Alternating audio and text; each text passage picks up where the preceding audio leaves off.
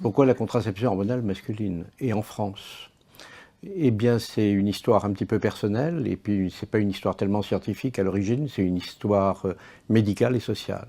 Puisque je suis diabétologue à l'origine, et que pendant des mois et des mois, j'ai contre-indiqué de la contraception féminine en raison des effets secondaires et indésirables de la contraception féminine.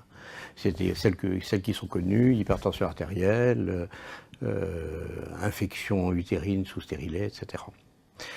Si bien qu'un jour, j'ai été confronté à une demande très forte venant d'un couple disant il y a plein de choses qui sont faites dans le domaine de la reproduction, la procréation médicalement assistée, etc. Comment se fait-il qu'il n'y ait rien sur la contraception masculine? Et donc j'ai regardé un petit peu ce qui existait au niveau international dans ce domaine, et j'ai vu que dans différents pays, en particulier scandinaves, anglo-saxons, Brésil, des essais de contraception hormonale masculine avaient été effectués. Avec des résultats positifs et des résultats qui étaient moins positifs, avec des effets indésirables.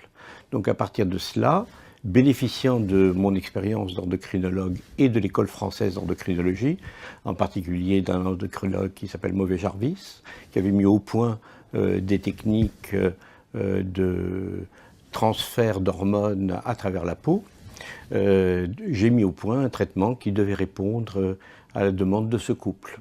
Je pensais à l'origine que ça répondait simplement à la demande de ce couple, d'abord de façon expérimentale, entre guillemets, savoir si on arrivait à arrêter la production de spermatozoïdes sans avoir des effets secondaires sur la sexualité ou sur le comportement sexuel. Le résultat a été positif. Et puis petit à petit, de façon complètement inattendue, j'ai vu à ma consultation apparaître des hommes qui réclamaient la contraception hormonale masculine. Alors après réflexion, j'y ai répondu. Ces hommes se sont ensuite réunis dans une association qui s'appelle Ardecom, et le traitement que j'avais mis au point à ce moment-là s'est diffusé grâce à cette association à travers différentes villes de France. Les résultats ont été d'abord publiés sur 6 de ces hommes, avec des résultats positifs dans une revue internationale de bonne qualité, des années 80, puisque j'ai commencé à traiter ces hommes vers 1978. Il n'y a pas eu de troubles du comportement sexuel, qui était la crainte essentielle. Les spermatozoïdes disparaissaient, la fréquence sexuelle était maintenue, il n'y avait pas d'effet secondaire comme aussi important qu'on avait connu au début de la contraception féminine. Donc l'essai a continué, j'ai continué à répondre à une demande qui s'exprimait. Alors le principe de la contraception hormonale, il est calqué pratiquement sur la contraception hormonale féminine. Vous savez que chez l'homme, il y a un organe qui s'appelle le testicule, qui est la gonade masculine, et puis chez la femme, il y a l'ovaire, qui est la gonade féminine. L'une et l'autre sont contrôlées par 2 hormones qui sont sécrétées par l'antéhypophyse, qui sont la FSH et la LH. Alors quand on met au repos l'hypophyse, eh bien le testicule ou l'ovaire se mettent au repos également.